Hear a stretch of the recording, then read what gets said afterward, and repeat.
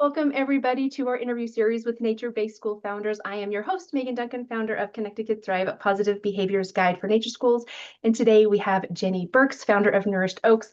And I am so excited to get to hear her story and share that with you.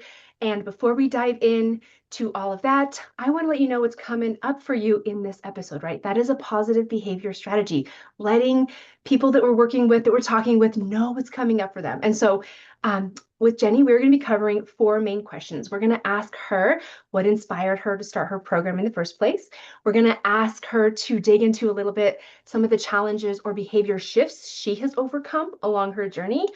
We're going to ask her for a nugget or two of wisdom that she would like to share with us because a lot of our audience members are upcoming founders who are considering creating their own schools, which is super, super exciting. Established founders who are looking for tips and strategies. Parents, a lot of parents listen to these too for inspiration and just to get insight on what this whole nature school is all about, this nature school world.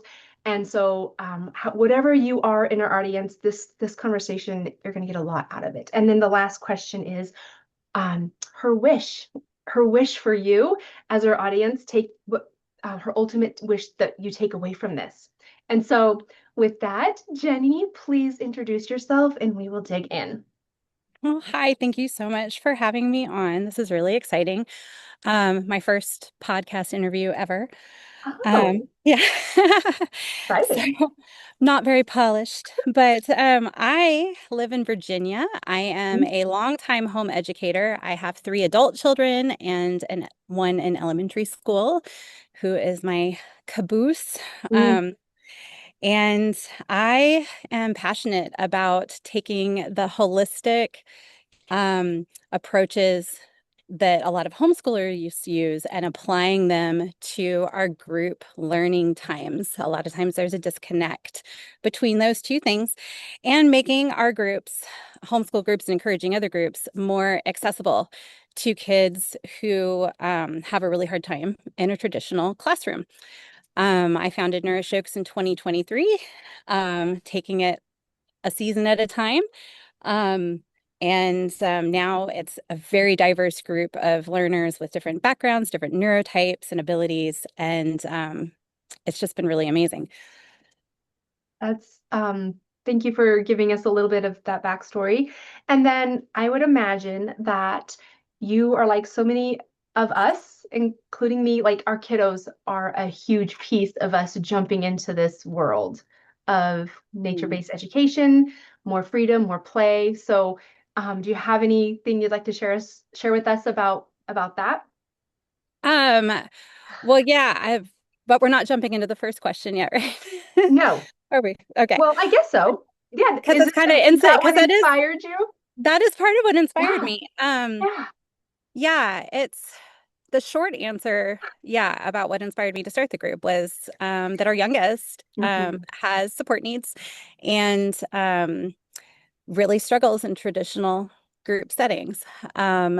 And we needed her to have a place to do group learning that would work. And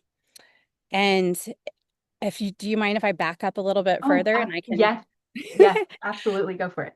So I was thinking about this. So I've been through a personal transformation as far as nature connection goes. I grew up in Arizona Mm. and was outside a lot. I relate hard to the picture book Roxaboxen. I don't know if you've seen that. Oh, I girl. No, my It, daughter was born in Arizona, so I was she? haven't seen that actually. Oh, it is such a fantastic picture book about kids Okay. playing Okay. outdoors, and they make this imaginary town that they Okay. play in called Roxaboxen. They use Okay. rocks to set their boundaries. But Okay. very similar to the childhood that I experienced. Um, and then we moved to East Tennessee, and I was in a city, and I went to where I was getting into my teen years, middle school years, and went to a school where no one was outdoorsy, and they kind of mocked it. It was the 90s, you know. They're like, ew, why would you want to do that? Bugs, whatever. And I withdrew indoors. I also just couldn't go out in my yard as much where we lived. And I thought, well, that's not cool. And I got used to being Mm. indoors all the time. Mhm. Um, unless I was, at the beach or something. Then our older kids would pack around together and just go play outside. I could send them outside, but I stayed inside. And I got to where I was very uncomfortable outside. Mm, interesting. Um, then our daughter came along and she has really intense sensory sensitivities. And what we found through our journey is that the outdoors calmed her, and made it to where she wasn't, they gave her relief from her misery and enabled her to pay attention and enabled her to rest and find peace and enabled her to do other things that were just too hard when she was miserable, understandably. So I started trying to figure out how I could be outside more. Mhm. And part of what inspired our group then through our journey is we found a outdoor group that she could go to, but then we moved. And then once we moved here to Waynesboro, none of the other groups were going to be a good fit for her. And that's Mhm. what ended up inspiring me based on our amazing experience with that past group to start a group here. I love that. Yeah, it's nature is like the perfect elixir, but that's both calming and stimulating in just the right doses. And Mm-hmm. so, and I've it is interesting too how those of us who do love outside can get stuck inside sometimes, and we just kind of get in this very odd rhythm, and then the outside feels more unfamiliar than it used to. It is very interesting how we have our own growth and journeys too, in Yeah. that way. Well, very cool. And so before we jump to the next question, I'm recently there's been a back and forth within some of the groups that I have and that I'm in about the power of a name. And so you have Mhm. Nourished Oaks. And what is you don't have Nourished Oaks School or Nourished Oaks Day, there's nothing else beyond that. So I'm just curious, what made Mhm. you just stick with that and not school or program or micro school or anything else? I'm just curious. Yeah, yeah. And even though sometimes we will say Nourished Oaks Homeschool Okay. Enrichment Group, that's Uh-huh. not the official title. Yeah. Um, I wanted it to be, um, it's about nourishing the children on an Hmm. individual basis, Hmm. everything that we do. And I wanted it to be open-ended enough that that could mean the homeschool group or that could mean other things. And over the years, depending on which direction we wanted to go. But also, even though we do some academics during some of our meetings together, the focus is not academics. Hmm. Our main group is ages 6 to 12. I know a lot of nature-based groups are preschool age, Hmm. so we're a little bit different in that way. But it's all of our students do their core subjects at home. Right. So I didn't want to make it sound too academic. Hmm. And I wanted to focus on that holistic side of things that is more what we get really familiar with, knowing the tenets of forest school or, nature-based education. But it stirs up questions. Parents ask about the name and want to explain where it comes from. And that gives a perfect lead in to explaining, all the amazing things about outdoor education that have nothing to do with academics. Sorry, a leaf just flew down and hit me. Nature. Yeah. I love that. And I think that's such a great message to our audience too, is names can change as your program unfolds and you serve the populations that you're meant to serve, Yeah. as you go along. So I just really I thought your name was very interesting. Yeah. I love it. And I was just curious if there was purpose around it or if it was more of a neutral Yeah. thing. But it sounds like there was a Oh lot of no, purpose. it was purposeful, Yeah, and I love it. picking nourished instead of Oh, nurtured. yeah. There's a distinction, and it's Yes. subtle, but we're not just nurturing. You can nurture a plant and still not give it the food it needs, still not give it the Interesting. soil it needs, and it can still not thrive. So you want to make sure that it is not just nurtured, but also nourished, getting proper nourishment, like all those that essential, like open-ended play and all of those things. I Yeah. love it. I love it. I think a name is so important. So, I love that. And then you also can explain that difference to parents too, and which helps Yeah. them align more with everything that you're about in your program. Yeah. Very, very cool. Well, and parents, I'm sorry to No, please. slight side note, Yes. parents sometimes I find really struggle to see the value in um child-led activities and like open-ended play. Mm-hmm. And they really struggle to understand what play workers do, Mm-hmm. and the active role that we take. We're not just standing there watching them to make sure everyone is, not falling and breaking an arm. Yeah. Um, so one thing I have to try to overcome is to help parents see how essential that play is, not just for our littles, Yeah. but for the big kids and the teenagers and us. I just recently read a book about play and nerded out on that, but it focused a lot on play. I can't think of the title of it, but on play in our lives and rediscovering that for ourselves as adults and how essential that is to our health. It is that all-encompassing joy, and that comes Mhm. through play, whatever that is. And I am 100% with you when you say, older kids need this too. My my kiddo turned 12 last May, and all her like 10 friends are in bathing suits catching frogs out of our pond.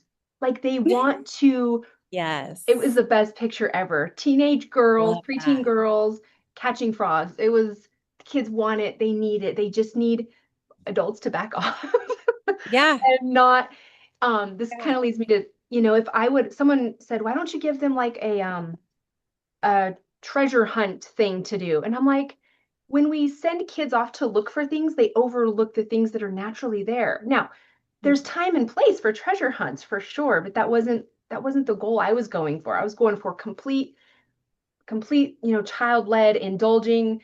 And Yeah. I didn't want more work for myself, frankly. And they had so much fun. And if Yeah. I would have controlled that, then who knows what would have happened. They may not have spent Yeah. 5 hours trying to catch tadpoles and frogs and all the things. So Yeah. We so do important for a kids. lot of that. My neighbor across the street has started mowing. Okay. Can Well, you can you hear me or should no, I no, move? you're great. Zoom is Okay. actually really good at filtering things out. My husband is also mowing, so Okay. I think Okay. we'll be okay. I'll let you Okay. know. Um, all Um, good. oh, the other thing I was going to say that made me think of is, part of play work and part of forest school pedagogy is that active observation of the kids while they're playing and knowing being responsive to their needs. So knowing when to, stand back, like you said, and let them do their thing, and knowing when to step in and provide guidance, but still let it be child-led, and knowing when, well, we need to step in with something adult-led now for this period of time, Yeah. and just ebbing and flowing naturally Hmm. through what they need at a given time. Yeah, so when we catch a lot of tadpoles, but then especially since so in our group it's disability inclusive, so about half the kids are autistic, and a few more than that have other support needs of various types, and then we have mainstream kids as well. But when you talk about child-led play and open-ended play, sometimes those of us who have neurodivergent kids, um, or younger kids, it's very similar to preschool in ways. Hmm. We're like we hear like the Timbernick people and other people say, don't, total hands off, just let them do their thing. Hmm. But there are kids who need scaffolding They and do. they need guidance in that. And we can't just let them do Yeah. their thing. But we don't want to micromanage and control. So Yeah. being able to observe and just be really responsive, see the child who's right in front of us Yeah. and nurture that. Yes, I think that's such an important distinction because some kids do need a little bit more support. We do tend to think that play just comes naturally to all, and some kids do need more support in that. And I think that's where we get a really skilled guide is when they can do that dance of in and out and scaffold, just like you said, Yeah. um and trust and all of that.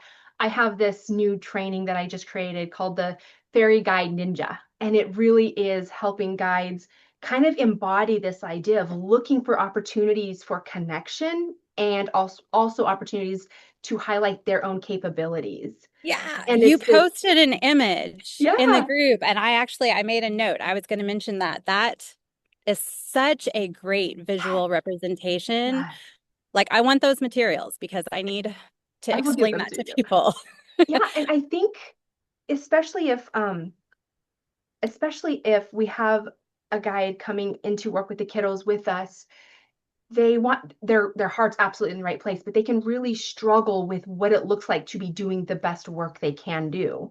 And Hmm. that dance of in and out, it can feel very uncomfortable for them because they don't feel like they're doing enough. And Hmm. so yeah, hopefully Yeah. that image, I've had a lot of positive feedback on that, just embodying that very guide ninja. You're coming in stealthily, purposefully. You're not Yes. interrupting play, but you're not just letting kiddos be in that very discomfortable state either. You're really Yeah. nourishing them when they Yeah. need it. So It's a powerful image. it, It's really good. I I love may it. have had way too much fun creating it, way too much time, but I'm glad it's useful. Very cool. And I'll give you, and I have, this connection flower too. Did you see that one? No. Okay, and it's like the love language on steroids. I Mm. It's helping a guide connect meaningfully to that child and looking for different ways to do that. A physical connection. How are you serving that child? That's my favorite way to make sure my kiddo's connection, bucket is topped off. I'm like, hey, I noticed your shoes are not straight by the door. I'll just get that for you real quick. And that helps balance that bucket when I need them to do something. They don't feel so like their dignity is being stripped from them because I haven't asked them to do 100 things with no um, positive connection to Yeah. balance that out. So Yeah. I'll give that to you too, and to our listeners also. All these resources will That'd be be available. great. Okay. Lastly, and then we can continue on to Jenni and I are both talkers, We're and we love spaghetti this talking. stuff. So we may go a little bit long, but we try and keep these 20 to 30 minutes. Your wish as you think about our audience of parents, of aspiring founders, of established founders, what what is your wish that you hope that they take away from your experience or our conversation today? Well, oh, um, and I'm sorry, did we skip ahead? I think we did, but that's Yeah. okay. Well, maybe nugget of Oh, okay. wisdom, was that the one? Negative. I'm like, I don't even know because it doesn't, um, I guess nugget of wisdom. Yeah, what's a rocket? You're right. We I did don't, skip. I'm a skipper. Um, we can fix that. we can fix that. What? I have four questions and yeah, skip them. So yeah, what nugget of wisdom, what recommendation do you have that you can share with others? Well, so a lot of the notes I wrote down are on a diverted path from our current conversation. So I'm thinking about what we're talking about right now. And I think one thing I would encourage founders to do, which would be a wish for them, would be to be able to discover the child that's right in front of them and what that child needs. Maybe be able to of um, let go of the plan, let Mm, go of, you know, um, the what's on the agenda for the curriculum that day at times, and learn to have that flexibility to allow the kids to discover what's in front of them. And that's actually, can we jump back a minute to yes, something that I've overcome, yes. which is partly with the getting outside again. One thing I Mhm, overcome was having to analyze, why am I so scared to be outside? And why is mm, that so uncomfortable for me? And then having to get used to it again, which I have. But another thing I had to overcome, my homeschool methodology that I used with our older children was use nature study. Okay. And I was very top down and kind of rigid-ish. Like, we're going to go outside and we're going to study this thing and this is how it's going to be. And they hated it. Hated it. It was like pulling teeth. Um, and I had to come to a place where instead of that, we were discovering together. Mm. And that is our approach now. What are the plans in front of us? And I do have a plan that I follow, but we're discovering things together and learning about them together. And when you're having that outdoors time, not yeah, being able to flex with and be mindful of what's in front of you, right then. That would be a tidbit. So you're saying that's a piece, um, not only a recommendation for sure, but Yeah. something that you learned along the way that when you had a Yeah. rigid agenda, we're gonna go Yeah. outside and discover and we're gonna do this, Yeah. this, and this. The kids, they're just like, it's not empowering. And No. but when you Yeah. co-create that environment with them, that Yeah. experience with them, then they're so much more invested, they're empowered, and they see Yeah. you as a being with them instead of over them, for Yeah. sure. The pressure is off, Yeah, It's not, and we're thinking older kids, so you're not going to have as much pressure on preschoolers, probably. Some people might, but right. the pressure to you're going to write in your nature journal and you're going to make sure to write down these things and draw it this way. Yeah, We still use nature journals, but it can be an enjoyable experience that you're doing together, yeah. you know. So yeah, that was a big paradigm shift for me in the past, and that is also something that I hope for other people um Okay. as well. Yeah. And I think it just comes back to trusting yourself. And I think a way to help guides do that is just seek joy. If the kids are enjoying themselves, if you are enjoying yourself, not that discomfort's bad, because a little discomfort is fine, but I think whenever joy is there, and that's where engagement comes in, that's where learning comes from, or ultimate learning. And so, yeah, Yeah. I think that's pretty great. And then, um, okay, our wish for our audience that kind of goes with recommendation too. I would say I kind of ended up lumping all of that That's too funny. together. I hope that's okay. But Absolutely. um I had I had a separate wish written down that is a little bit off topic Let's do it. though. Um and it's a personal one that is important to me. Um and I'll try to be brief. But it would be that when founders have a family come to them Mm, wanting to join their program and they say, hey, but my child has these struggles or this disability, I would challenge founders and encourage them or hope that they would mhm, evaluate how they respond to those families and see if there's a way to meet them with warmth and curiosity. Because very often organizations and groups, they just have a policy in place. And before they even hear the support needs, um, the specifics, they hear autism or they hear challenges and they say, oh, we're not equipped to handle that. And phone calls over. okay. But even if the program is not going to be a good fit for the child, it is so encouraging to these families when they are met with warmth and curiosity, and you take the time to listen, and then maybe make the next step to see, well, how could we make this work? How could we go further? Or, you know, there you could go on from there to be able to become more and more inclusive. But my hope would be, yeah, that they would find a way they would evaluate their go-to response and see if they could um, ensure that it is, warm to the families who are reaching out to them. Yes, I think that is so important. I would, I mean, I feel called to ask you, for us to go deeper on this. And we don't have to do it on this call, but Yeah. why is it that founders sometimes get nervous or fearful about accepting a family with a higher needs kiddo? And where does that come from? And um, Yeah, So that is not knowing what to do.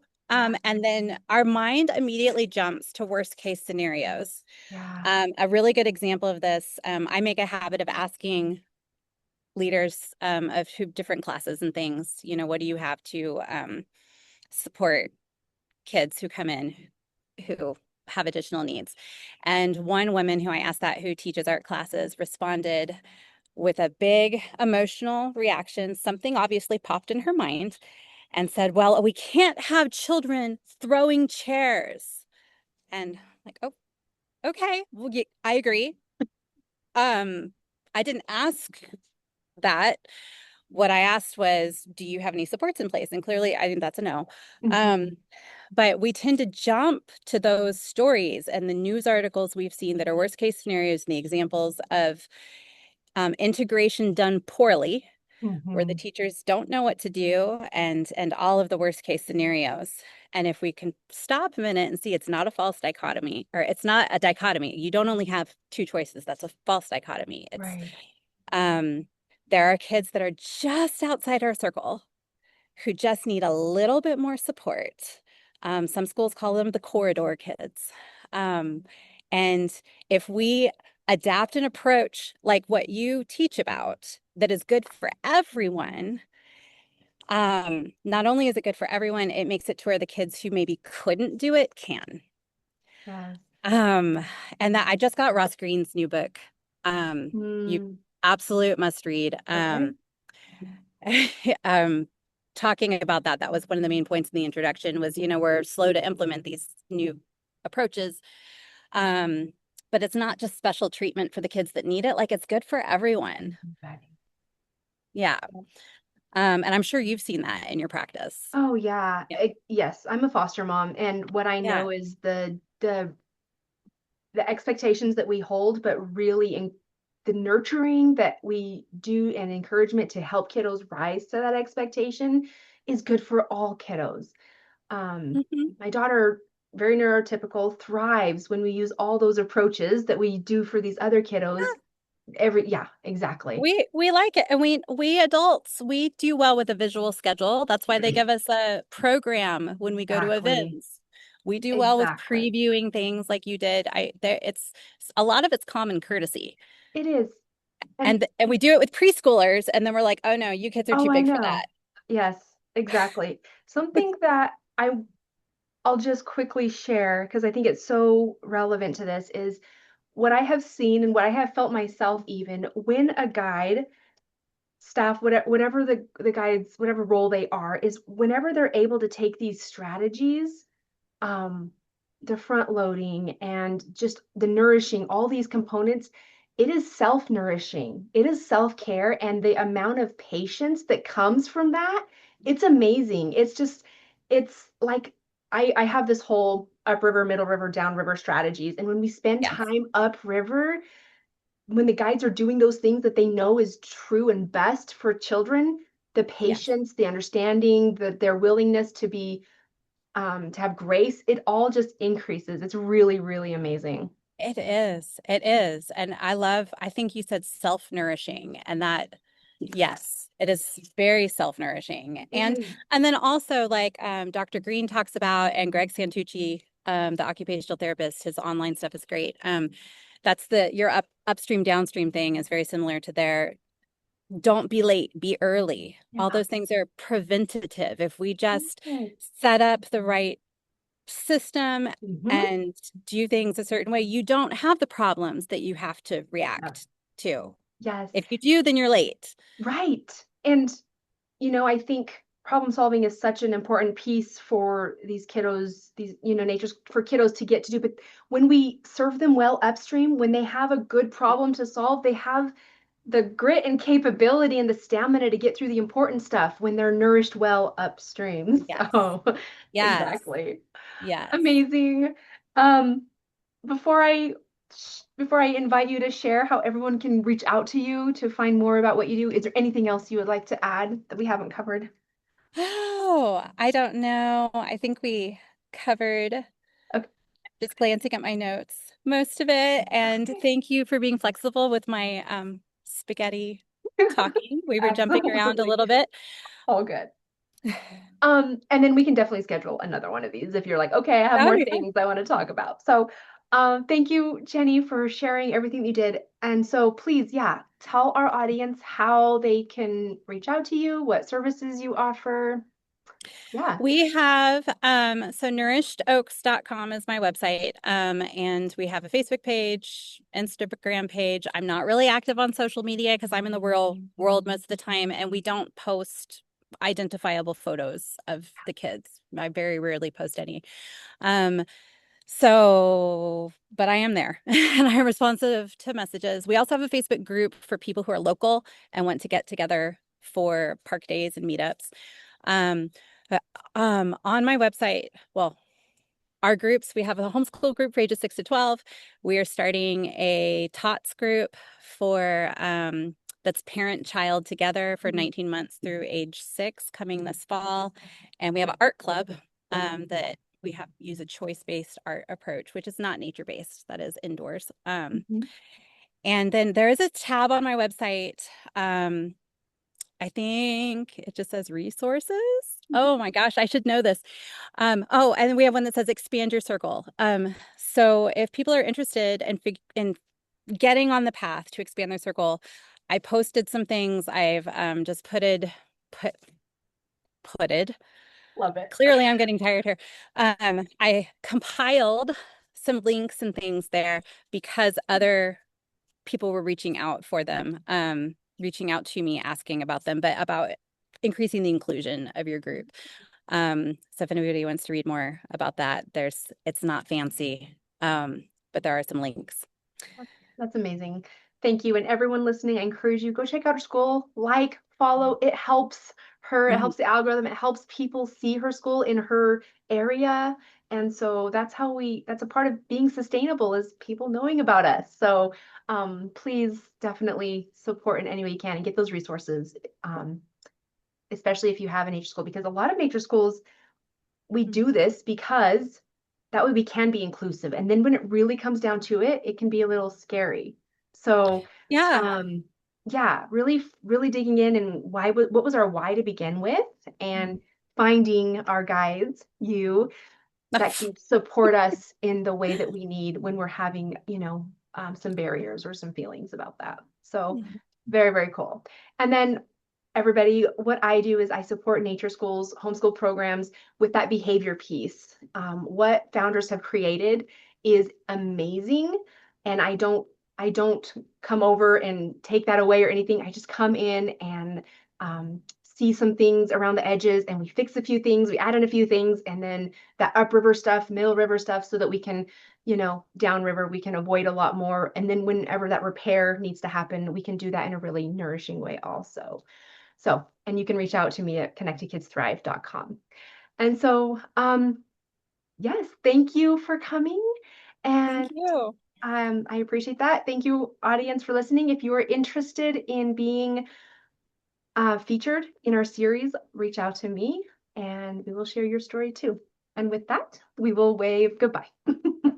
All right, bye, everybody.